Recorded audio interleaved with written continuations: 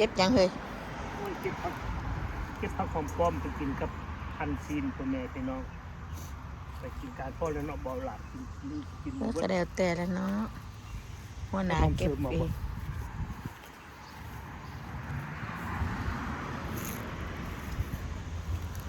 ข้าวต้มข้าวตองผักใหญ่ใหญ่ดีเอาไว้กินแซ่บๆเลย ก็เท่าจะเหยียบเด้อเด้อบ่เอื้อนั่นเด้อ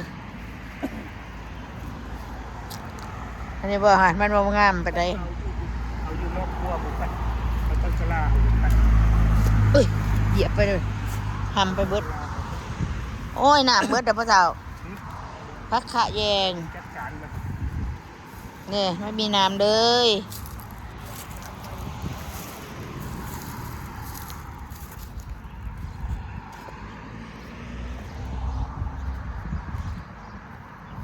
ไม่มีน้ำเลยไม่มีน้ำเลยฮะเอาตัวนี้บ่บ่อยากกัน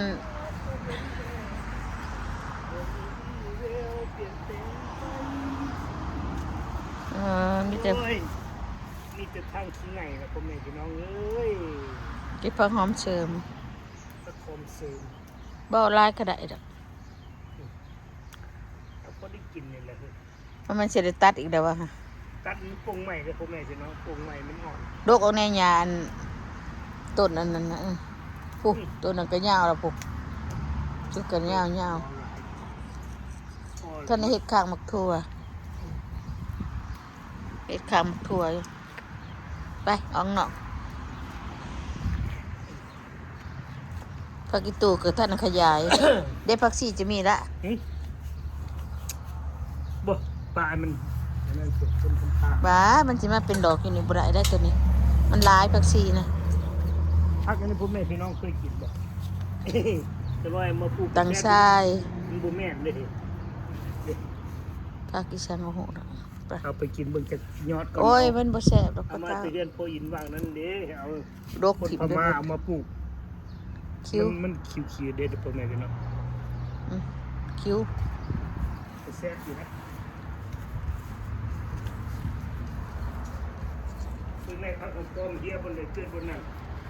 ค่อยตักเอามาหวานทิ้ง หญ้านี่เขาดอกเป็นกินได้ตักกันในเขาจะพักยัง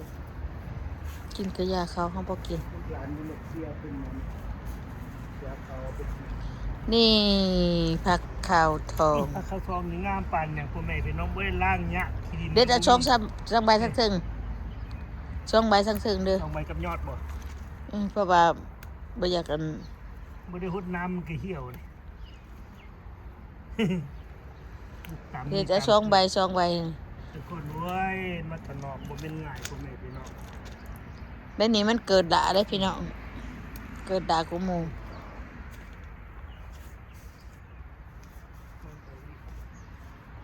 บ่ได้เอาน้ำมุดใส่หน่วยนอนสุ่มเนาะ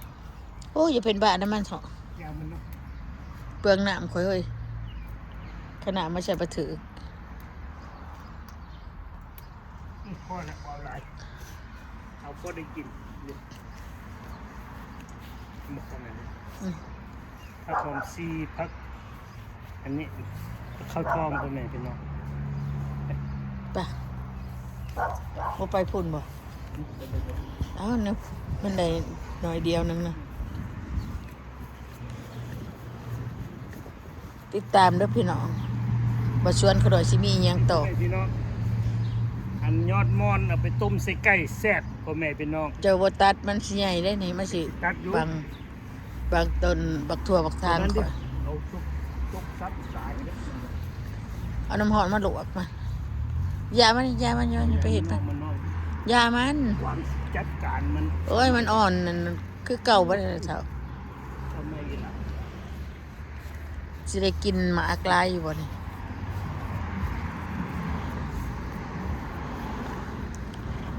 ก็นอนบ่เจ็บท้องกินมันเผาแล้วเจ็บท้อง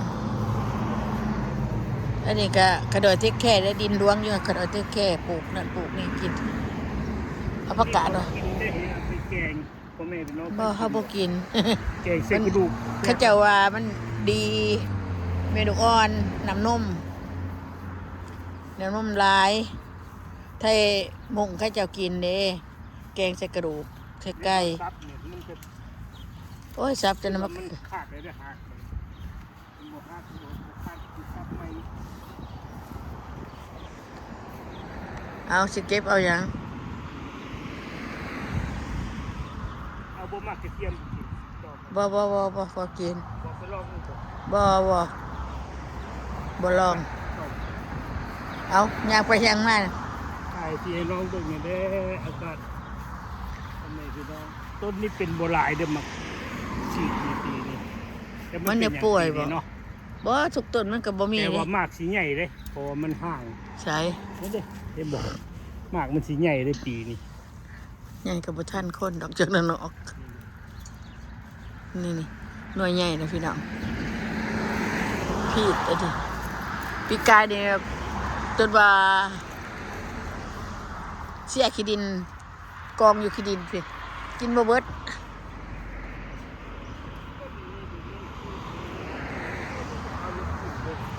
ฮะ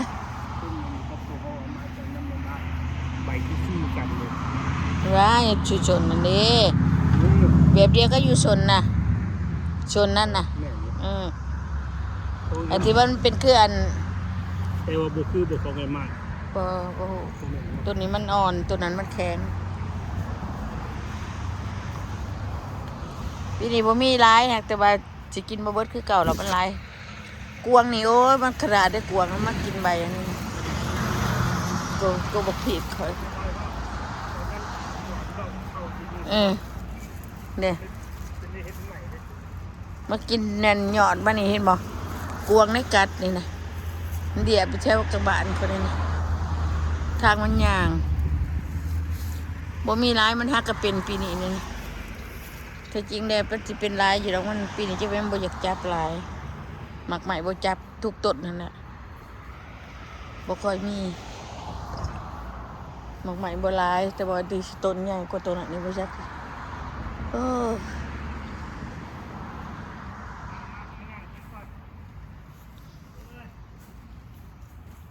กระดาษปูมังหะดิเกิดได้ออกนะจะเอาขี้ดินดำมาใส่ก่อนมังหะก่อนเพราะว่ามันมองงามมันเขาบอกมีขี้ดินใส่ก็จะเอาขี้ดินใส่ขี้ดินมาใส่มากอันนี้ก็จะเป็นลายเติบอยู่ได้นี่เนาะจะได้กินได้เติบอยู่คอยสอมลงมันนี่ปีนี้มันเครือมันลายเลยสอมลงนี่มันก็เป็นหลอกเป็นดอกได้เยอะมาอัดจังเสียวพอเท่าตู้มาอัดประตู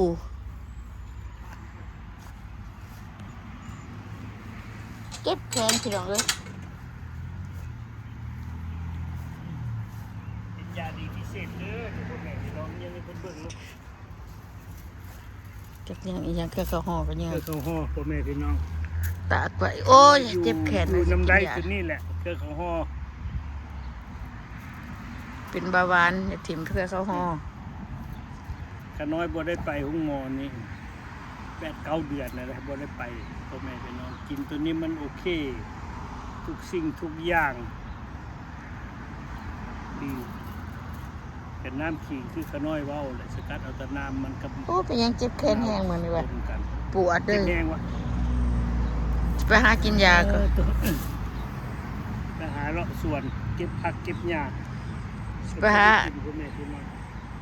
ไปช่องเถาตัดกกใหม่ตรงนู้นน่ะ อย่ามันหักใส่ๆไผ่ ไผ่ใกล้ๆนี่ก็สิตัดนี่สิตัดลงไว้เพื่อนก็มั่งย้อนได้ คอนกับป้าไปเนี่ยมันเกิดเฮ็ดนี่ เจ้าเฮ็ดซอกไปจากโน่นเนาะ โอ้ยมันออกเนี่ยพ่อสิบ่ได้ซื้อเขากินเฮ็ดแต่บ่อยากซื้อดอกเฮ็ดนี่เขาจะปลูกเฮ็ดปลูกนี่บ่อยากซื้อดอกกินเฮ็ดธรรมชาติ แถวนี้น่ะมันออกที่สายโน้นมันบ่ทันได้ออก เฮ็ดปวกอันนั้นน่ะมันเขาห้องเฮ็ดปวก ที่เฮ็ดปวดเนาะ เฮ็ดปวกน่ะปวกไผ่ แต่มันออกบ่หลายนะพ่อแม่พี่น้อง มันบ่แม่นย่ำปลาบักชะดีพูดมันออก ลายขน้อยสิเอาไปแกงกิน นี่ว่ะ เอ๊ะ ย่ำบักชะดีใหญ่พูดมันออกอะจะบ่เข้าใจว่า แต่ละปีบักชะดีถ่วมเพียงนี่นะมันจังเกิดบักชะลอยค่อยเกิดปลูกเด้อโอเคอ่ะพี่น้อง โอเคเด้อญาติพี่น้องขอความขอบใจ เมิดลายโพดหาวันจะแจง ลูกหลานติดตามขอความขอบใจ เอาคือมืดเทวะ ทุกคนหน้า หนาเมิดเถอะล่ะ มืดกิยามันคนงามอยู่แล้ว โอ้ย บ่งามก็ย่องเอาได้พ่อแม่พี่น้องเนาะงามซ้ำเท่าเพิ่นว่าอันนี้แหละเพิ่นว่า เอาอยู่ดีมีแห้ง งามตอนกันแนวหนึงงามตอนซ้ำเท่ากับแบบหนึงได้เอาโอเคเด้อพ่อแม่พี่น้องขอความขอบใจบ๊ายบาย